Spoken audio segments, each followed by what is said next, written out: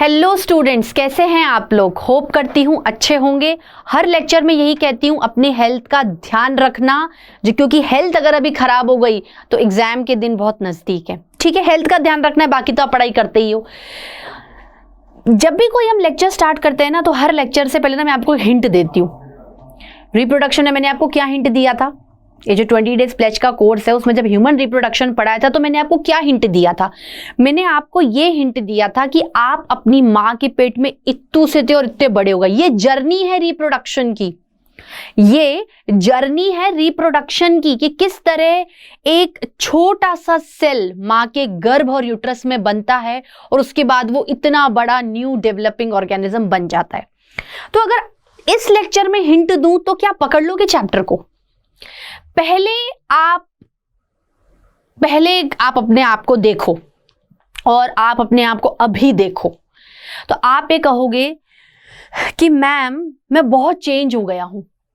जमाना चेंज हो गया है, चीजें चेंज हो गई हैं, फीचर्स चेंज हो गए हैं, सब कुछ चेंज हो गया है, बहुत सारी चीजें चेंज हो गई हैं। तो अगर मैं आपसे कहूं कि पहले ज्यादा चीजें आपको सही लगती थी या अभी सही लगती हैं डेवलपमेंट के पॉइंट ऑफ व्यू से, आप अगर मैं आपको बिहेवियर के पॉइंट ऑफ व्यू से नहीं पूछ रही हूं तो आप कहोगे कि मैम पहले मेरा बिहेवियर बहुत गुस्सैल हुआ करता था लेकिन अब मैं शांत हो गया हूं, मुझे चीजें पेशेंस से लेना समझ में आ गई हैं। और ये बात बिल्कुल सही है कि चीजें जितना पेशेंस से समझोगे, जितना ठहराव से उसको समझने की कोशिश करोगे, पेशेंस से कि आज नहीं तो कल आ ही जाएगी, तो चीजें उतनी ही ज्यादा अच्छी आपको समझ में आएंगी। डेवलपमेंट के पॉइंट ऑफ व्यू से बात करूं तो आप एक होगे कि मैम पहले इतनी चीजें डेवलप नहीं थी, अब मेरे को हर चीज डेवलप दिखती है, एक एक गैजेट, एक एक लाइफस्टाइल, मतलब शहर डेवलप हो चुके हैं, लोग डेवलप हो चुके हैं, कपड़े डेवलप हो चुके हैं, क्या नहीं डेवलप हुआ। तो मैं यहां पर बात कर रही हूं जर्नी ऑफ इवोल्यूशन की। तो मैं doctor Meetu Bhavnani, biology educator, आपका हार्दिक स्वागत करती हूं इस लेक्चर में। चलिए लेक्चर को स्टार्ट करते हैं।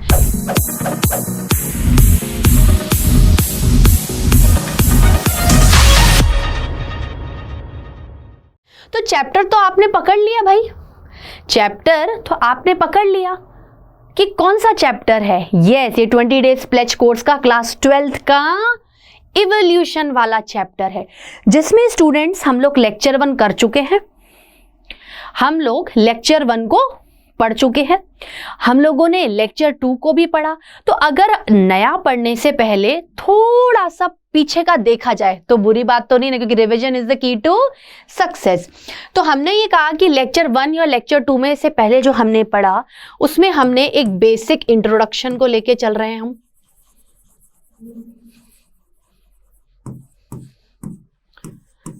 बेसिक इंट्रोडक्शन को लेके चले, हमने इवोल्यूशन की इंपॉर्टेंस को देखा,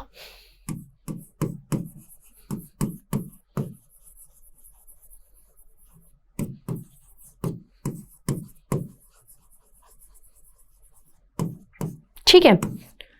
और क्या क्या देखा हम लोगों ने एडेप्टेशंस को समझा इवोल्यूशन के साथ, सर्वाइवल ऑफ द फिटेस्ट को समझने की कोशिश करी, ठीक है। हम लोगों ने ओरिजिन समझा कि भाई इवोल्यूशन बहुत सारी चीजों से समझाया गया कि बहुत बड़ा एक्सप्लोजन हुआ, ऑर्गेनिजम्स आ गए, ये हुआ, ऑर्गेनिजम्स आ गए। यूरे मिलर एक्सपेरिमेंट को हम लोगों ने बहुत अच्छे से समझने की कोशिश की। तो ये सारे हमने क्या है प्रीवियस चीजों में देख लिया। हमने ये कहा कि जब तक लाइफ नहीं आएगी, जब तक लाइफ का ओरिजिनेट नहीं होगा, आप लाइफ को डेवलप कैसे करोगे, आप लाइफ को डेवलप कैसे करोगे। और जब तक आप लाइफ को डेवलप नहीं करोगे आप इवोल्यूशन कैसे करोगे। क्योंकि जब भी हम प्रोग्रेसिव मोड में होते हैं, जब भी हम प्रोग्रेसिव मोड में होते हैं तो हम हमेशा एक फॉरवर्ड मूवमेंट देखते हैं।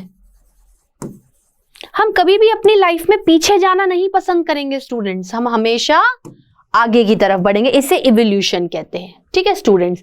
तो जो टॉपिक आज हम लोग देखने वाले हैं वो क्या है, थ्योरीज ऑफ इवोल्यूशन। थ्योरीज क्यों कहा, देखो थ्योरी का मतलब क्या होता है कि वेरियस साइंटिस्ट आए होंगे,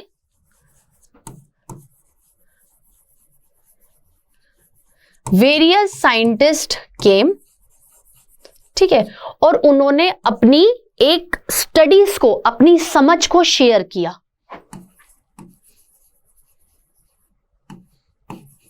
शेयर दी स्टडीज, ठीक है, जिसको जो भी समझ में आया उसको रिटर्न फॉर्म में लिख लिया। ठीक है, अब देखो बहुत सारे बच्चे पूछते हैं, जैसे जब हम सेल वाला टॉपिक को डिस्कस करते हैं कि मैम एक होता है सेल का हाइपोथेसिस और एक होता है सेल की थ्योरी, एक होता है सेल का हाइपोथेसिस और एक होता है सेल की थ्योरी। तो हाइपोथेसिस का मतलब होता है कि मैंने जो पढ़ा ऐसा अंदाजा तुक्के से बोल दिया कि मुझे ऐसा ऐसा लगा, पर आई एम नॉट श्योर, मुझे कंफर्मली ये चीज नहीं पता है कि मैं जो बोल रही हूं वो कितनी साइंटिफिकली प्रूवन है। ओके ओके है, दुनिया को मैंने बता दी, पर एग्जैक्टली श्योर नहीं हूं।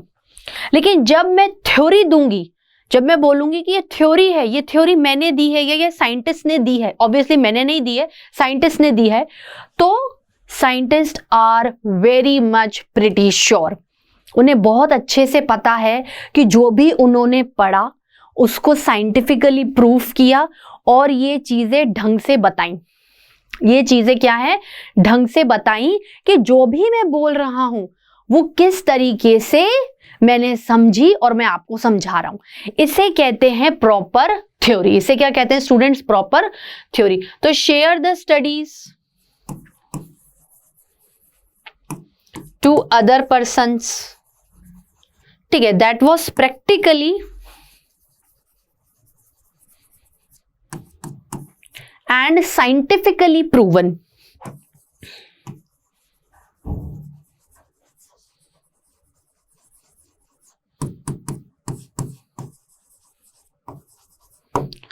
टिकली प्रूवन, ठीक है। तो हम ये कह रहे हैं कि चलिए आगे कुछ देखते हैं। थ्योरीज ऑफ बायोलॉजिकल इवोल्यूशन, मतलब यहां पर हमें क्या डिस्कस करना है, बायोलॉजिकल इवोल्यूशन, इसकी थ्योरीज। तो बायोलॉजिकल इवोल्यूशन का क्या मतलब हुआ स्टूडेंट्स, बायोलॉजिकल इवोल्यूशन का क्या मतलब हुआ स्टूडेंट्स, कि हम लिविंग ऑर्गेनिजम्स की डेवलपमेंट के बारे में बात कर रहे हैं। ठीक है, बायोलॉजी मतलब ये लिविंग ऑर्गेनिजम्स की।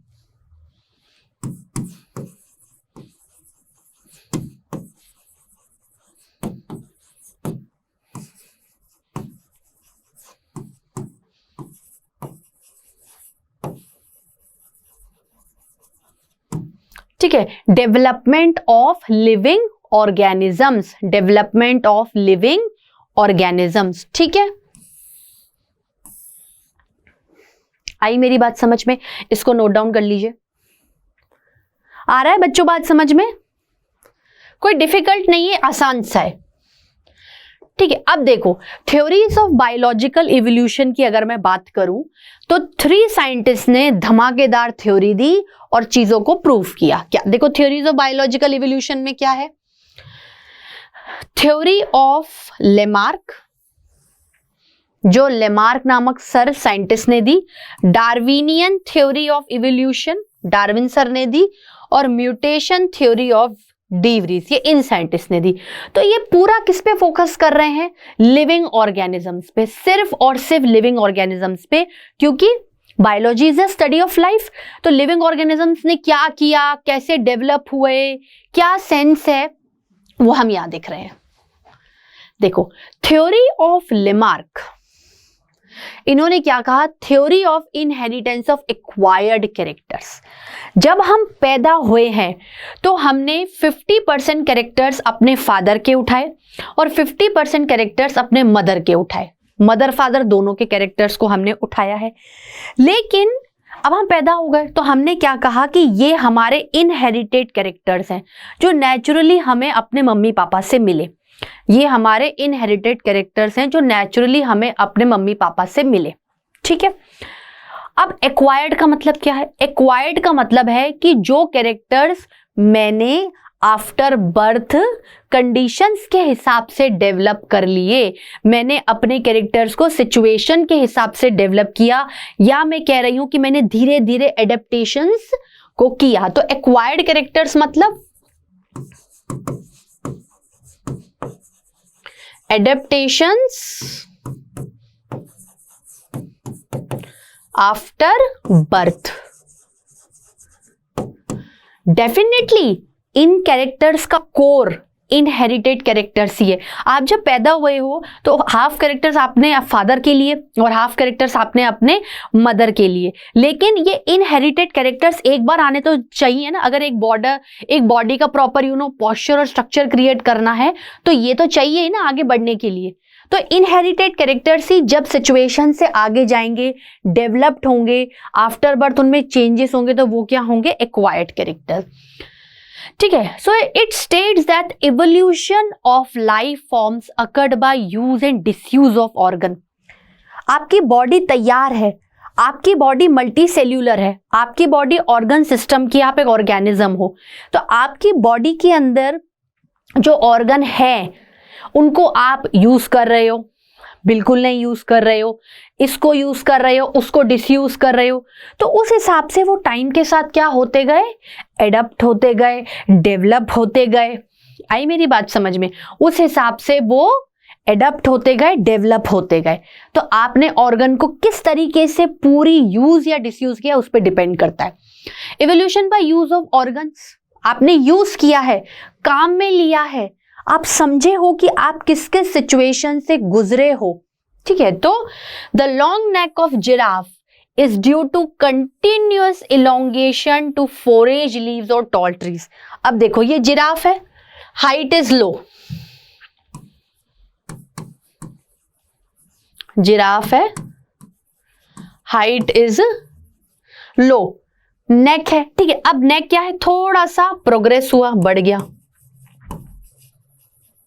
फिर और प्रोग्रेस हुआ।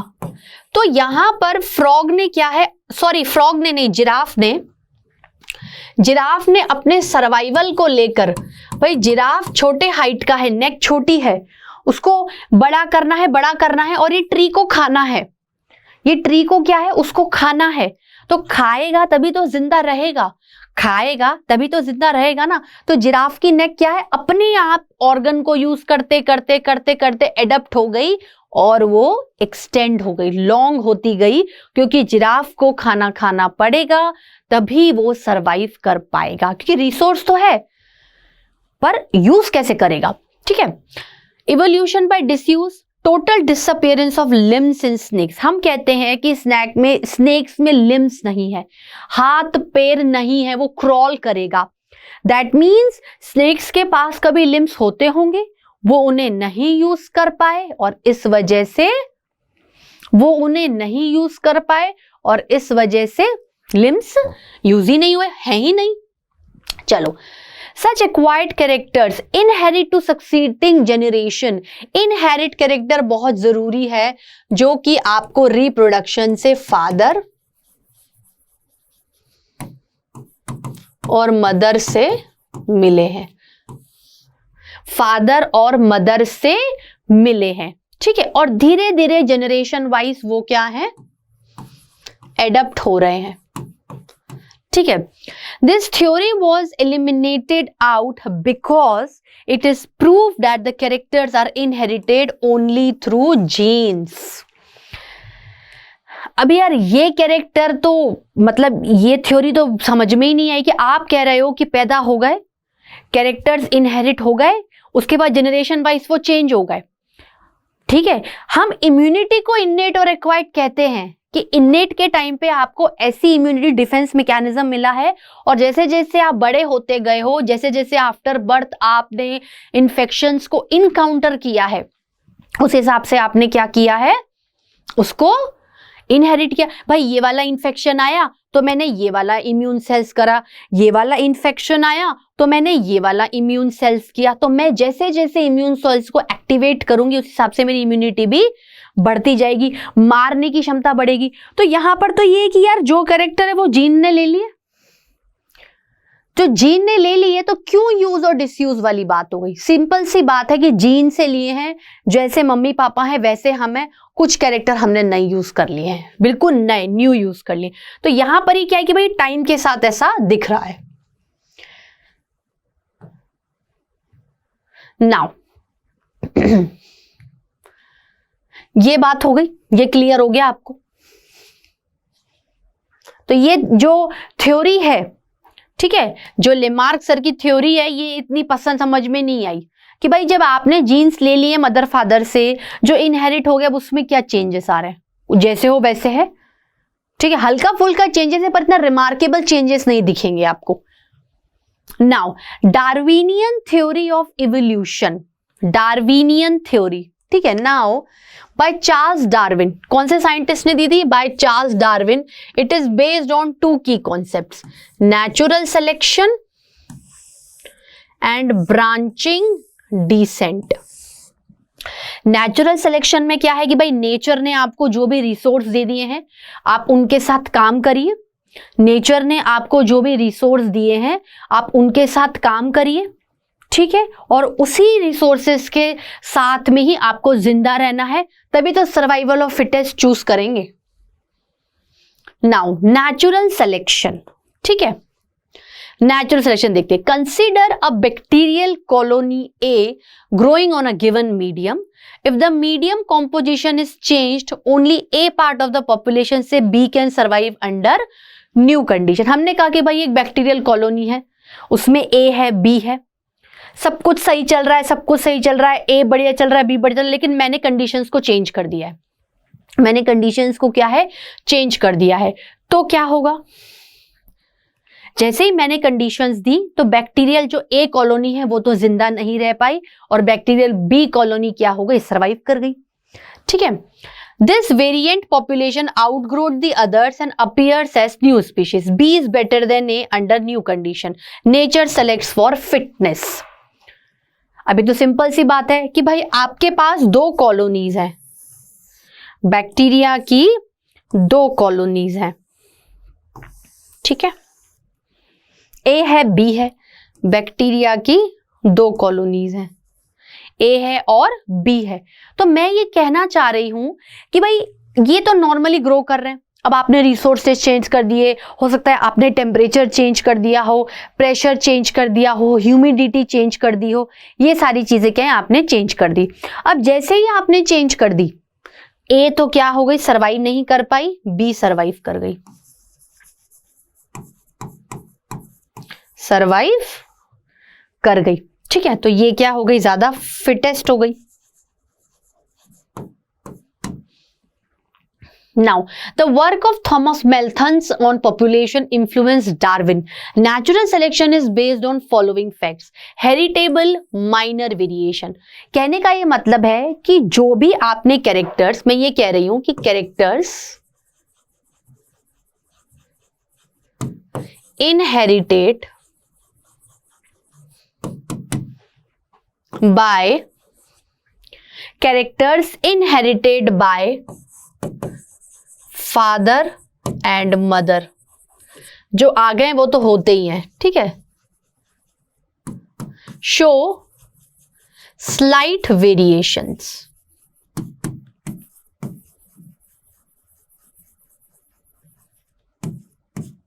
ठीक है, show slight variation, over production by organisms। Over production by organisms का मतलब क्या होता है, किसी भी चीज की ओवर ग्रोथ हो गई, limited natural resources, struggle for existence. अब देखो लिमिटेड नेचुरल रिसोर्सेस होंगे तो क्या क्रिएट होगा, competition,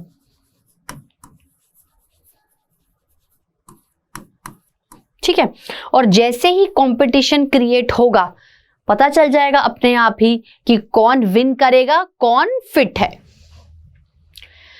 Darwin said that the organisms with better heritable variation, Darwin said that organisms with better heritable variation, मतलब आपने जो कैरेक्टर मदर फादर से ले लिए हैं वो भी इतने सक्षम होने चाहिए कि अगर रिसोर्स चेंज हो जाए तब सर्वाइव कर सकते हो।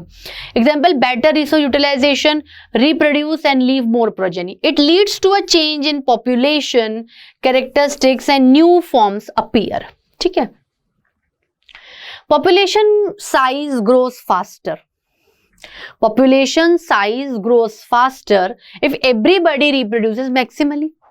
अगर हर कोई बहुत ज्यादा रिप्रोडक्शन करेगा, आप खुद सोचो कि एक पॉपुलेशन है, उसमें 10 मेंबर्स हैं, ठीक है, उसके बाद इतना प्रोडक्शन हुआ, सपोज करो एक बता दे कि मैं 1989 में घर में 10 मेंबर्स हैं, लेकिन 2009 आते आते घर में आपके पास 25 मेंबर्स हो गए।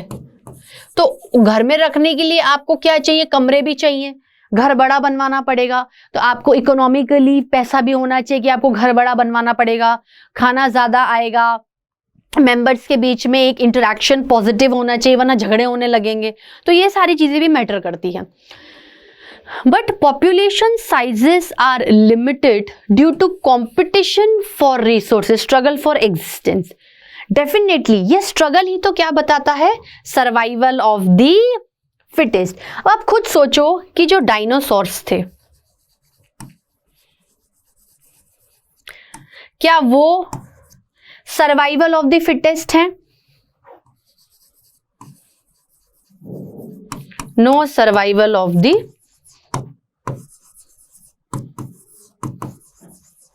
Fittest, no survival of the fittest. क्यों? क्योंकि वो क्या कर गए, not able to cope up with, not able to cope up with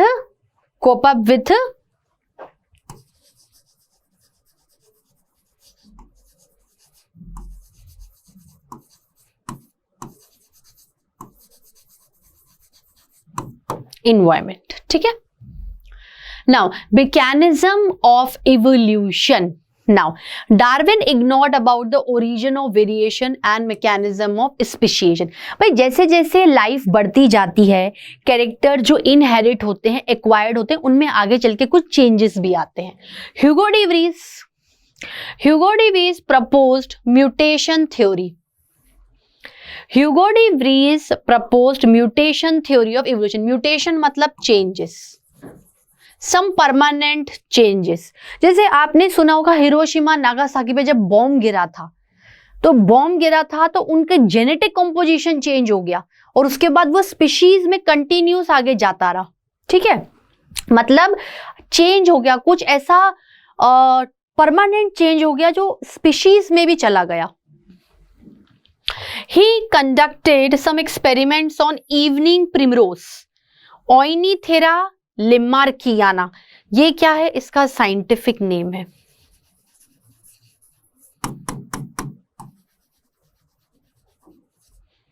ठीक है, this is evening primrose flower है। देखो डार्विनियन वेरिएशन और म्यूटेशन में क्या फर्क है।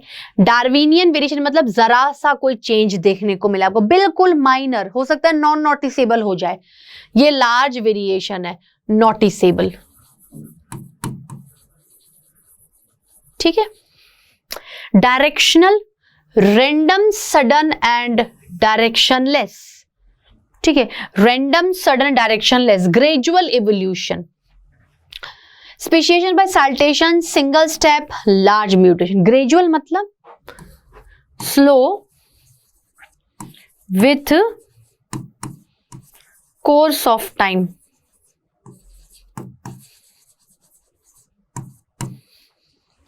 ठीक है स्टूडेंट्स, हार्डी वीनबर्ग प्रिंसिपल क्या कहता है?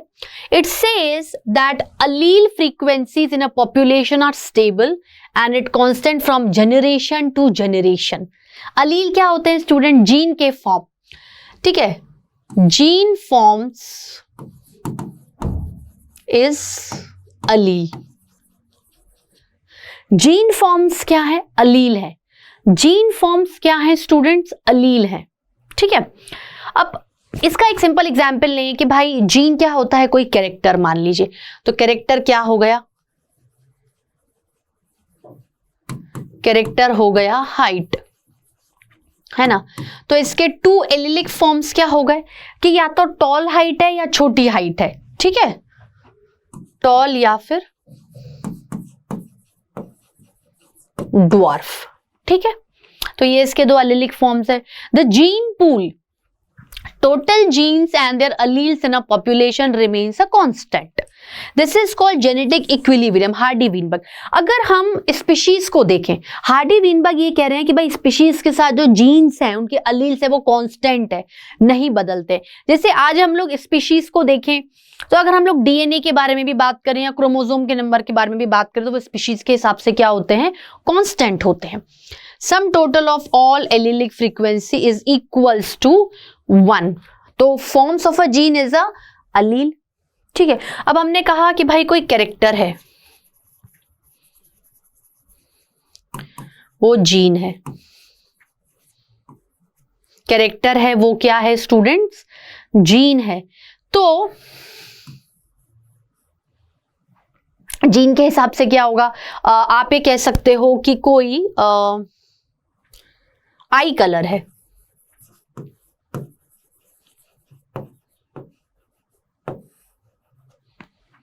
आई कलर में क्या होगा, ब्लैक आई कलर. ठीक है.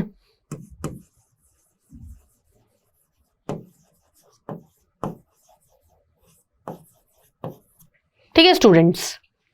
चलिए, इन अ डिप्लॉइड, डिप्लॉइड मतलब 2n, double the set of chromosome. P and Q are the frequency of alleles A and A respectively. नाम दिया गया है. Now the frequency of AA is equals to P square, that is the probability of an allele A with frequency P is the product of probabilities, that is P square. Simple सा कहने का ये मतलब है कि यहां पर ये कहा गया है कि भाई ये अलील A है, ये अलील A है, ये अलील कैपिटल ए है, ये अलील स्मॉल ए है. मतलब ये जीन के कोई दो फॉर्म्स हैं, कैपिटल ए अलील, छोटा ए अलील. अब उनकी फ्रीक्वेंसीज बताई हैं कि ये कितना स्पीशीज में नजर आ रहे हैं बार बार बार बार. ठीक है.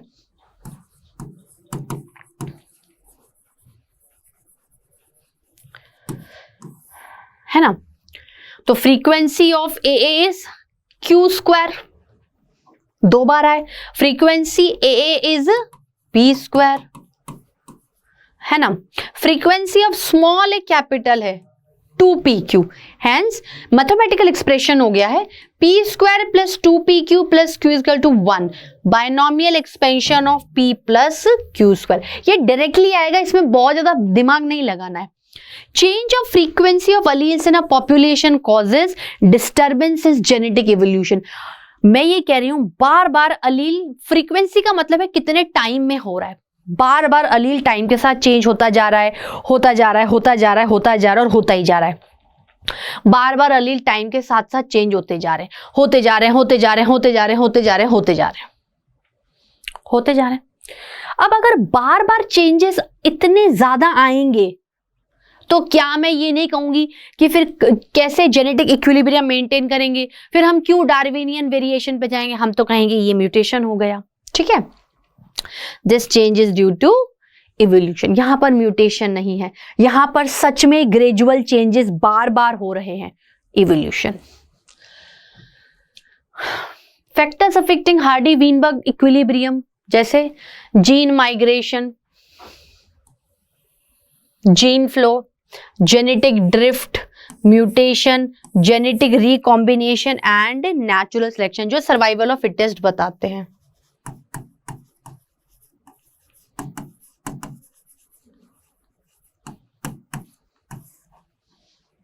ठीक है. Gene migration, gene flow. Gene migration क्या है स्टूडेंट्स, जीन फ्लो है. Now from one population to another. Gene migration और जीन फ्लो क्या है, from one population to another. Here gene frequency changes in both the population. तो gene flow migration के हिसाब से होंगे. भाई आप ही बताओ कि अगर आप किसी भी ऐसे ठंडे प्रदेश में हो, फिर आप किसी गर्म प्रदेश में चले गए जहां पर सनलाइट बहुत ज्यादा है, तो हम ये कहते हैं कि हमारी स्किन थोड़ी फेयर से डार्क हो गई है. तो ये तो एक हल्का सा ग्रेजुअल चेंज हो गया ना, इसमें म्यूटेशन थोड़ी हो गया. Genetic drift, it is accidental gene flow causing change in frequency. Accidental हो गया है, पता ही नहीं चला. sometimes the change in frequency is so different in the new sample of population that they become a different species. कहने का क्या मतलब है कि भाई कोई भी जेनेटिक ड्रिफ्ट हुआ, कोई भी जेनेटिक कॉम्पोजिशन का चेंजेस हुआ, तो वो कभी कभार इतना ज्यादा रिमार्केबल होता है, इतना ज्यादा रिमार्केबल होता है कि वो फाइनली स्पीशीज में नजर आने लग जाता है लॉन्ग टर्म तक. The original drifted population become founders and the affect is called as founder effect. ठीक है, अब आप खुद देखो, ये है आपकी पेरेंट पॉपुलेशन. ठीक है, bottleneck, drastic reduction in population, है ना. फिर ये सर्वाइविंग इंडिविजुअल्स हैं. अब इन्होंने क्या किया, रिप्रोडक्शन किया. तो ये न्यू इंडिविजुअल बन गए. अफेक्ट क्या हो गया, bottleneck. Mutation, pre existing advantageous mutation result in new phenotypes. ठीक है, over few generation this result in speciation. कहने का क्या मतलब है, रिजल्ट इन न्यू फिनोटाइप. भाई देखो, जीनोटाइप का मतलब क्या है,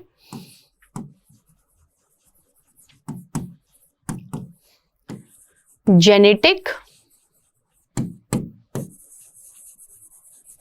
कॉम्पोजिशन. ठीक है,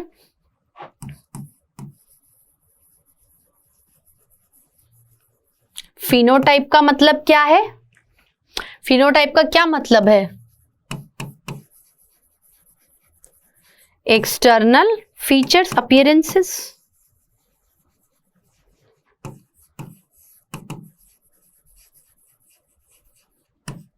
ठीक है.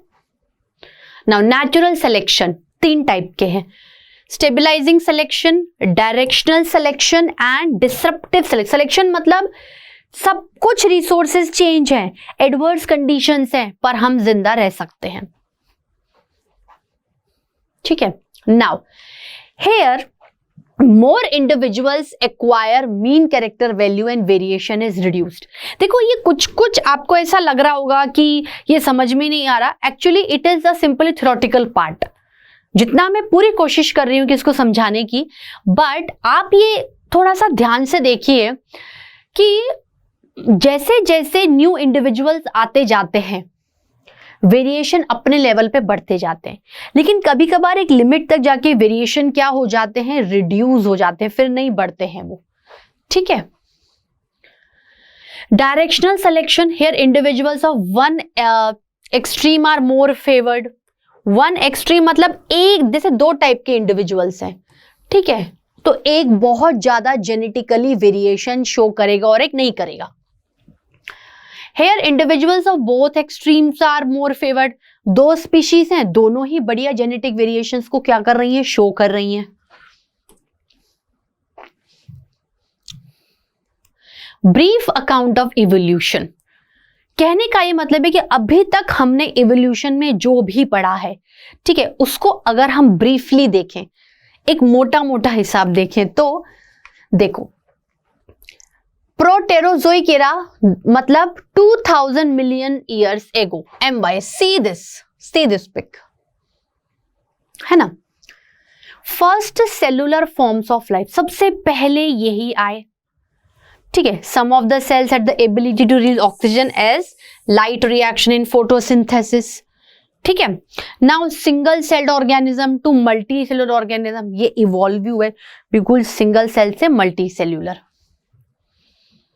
पेलियोजोइक एरा 500 साल पहले, मिलियन से, ये इनवर्टिब्रेट्स हैं. No notochord. ठीक है. 400 to 600 million years ago first land organism, plants हैं, मतलब क्लोरोफिल है, फोटोसिंथेसिस कर सकते हैं.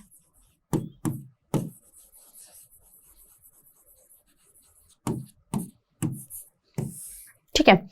400 million years ago arthropods invaded the land, है ना. 300 million ago jawless fishes fish with stout and strong fins could move on land and go back. इसमें actually question ही years पे ज्यादा पूछा जाता है। Seaweeds and few plants 320 million years एगो। Now Palaeozoic era, amphibians to reptiles, they lay thick shelled eggs which do not dry up in sunlight, those are amphibian। in the फिर next 200 million बाद reptiles आ गए, वो ज्यादा अच्छे से। और देखो इवोल्यूशन यही इंडिकेट कर रहा है कि पहले सिंगल सेल आया, फिर वो प्रोकैरियोटिक आया, फिर वो डेवलप होके ज्यादा अच्छा सेल और यूकैरियोटिक हो गया, ठीक है। देन और भी बहुत सारी चीजें मिक्सअप हो गई कि भाई जैसे पिस्सीज आई, फिर डेवलप हो गए एम्फीबियंस आ गए, ठीक है, फिर प्लांट्स आ गए, फिर प्लांट में भी बहुत डेवलपमेंट हो गया कि भाई पहले थैलोफाइट्स थे, थैलोइड बॉडी है, पानी में है, देन ब्रायोफाइट है, फिर वो और लैंड पे आ गए टेरिडोफाइट, देन और डेवलप जिम्नोस्पर्म, फिर और डेवलप्ड एंजियोस्पर्म्स, ठीक है। In 1938, coelacanth fish was caught in South Africa, which was thought to be extinct. These animals, called lobifins, evolved into the first amphibians. Now, coelacanth fossils, ये fossils हैं,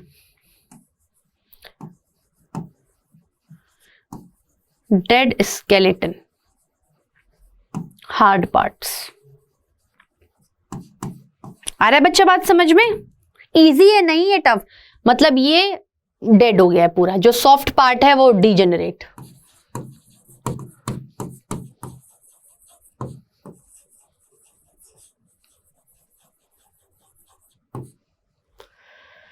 Mesozoic era 200 million years ago, some of the land reptiles went back to water, ठीक है, and evolved into fish like reptile, Ichthyosaurus. The land reptile were dinosaurs, they include Tyrannosaurus rex, largest dinosaur 20 feet height का है था। Mesozoic era के example में क्या है? ट्राइसेरेटोपस, टेरेडोन, stegosaurus and ब्रैंकियोसोरस, ठीक है। ट्राइनोसोरस, ये सिंपल डायग्राम्स है, दीज आर ऑल डायनासोर्स।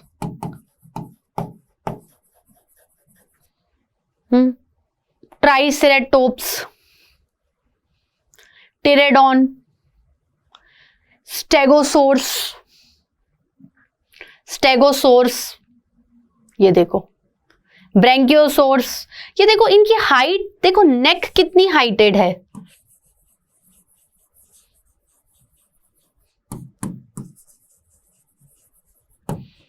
ठीक है, पर फिर भी नहीं डेवलप हो पाए।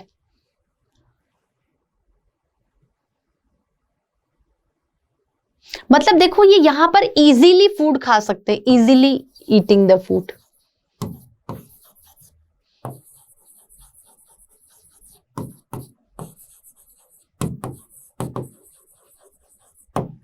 ठीक है। Cenozoic era 65 million years ago, dinosaur suddenly disappeared, first mammal आ गए, ठीक है, फिर धीरे धीरे उनके फॉसिल आ गए, फिर बहुत अदर मैमल्स आए जैसे hippopotamus, bear, rabbit, due to continued drift. ऐसे करते करते ऑर्गेनिजम्स इवॉल्व, इसका ये मतलब है कि ऑर्गेनिजम्स इवॉल्व हो गए, ठीक है। ऑस्ट्रेलियन मार्सुपियल्स,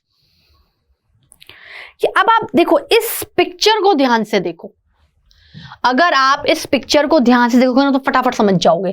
देखो पहले ब्रायोफाइट्स, ठीक है, फिर धीरे धीरे धीरे धीरे और डेवलप्ड हो गए फर्न्स, कॉनिफर्स, डाइकोटिलिडन्स, ठीक है।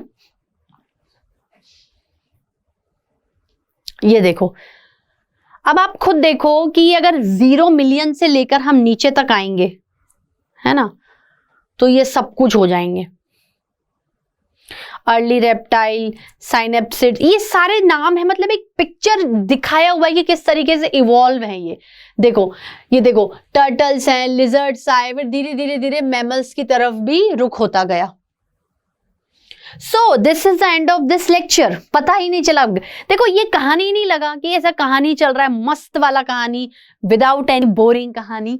तो ये आपका इवोल्यूशन लेक्चर 3 खत्म होता है स्टूडेंट्स। अगले लेक्चर में मिलेंगे। कोई भी बात है कोई भी दिक्कत है कमेंट बॉक्स में करो। And till then bye bye, शब्बा खैर, थैंक यू सो मच, नमस्ते, बाय बाय, गुड आफ्टरनून।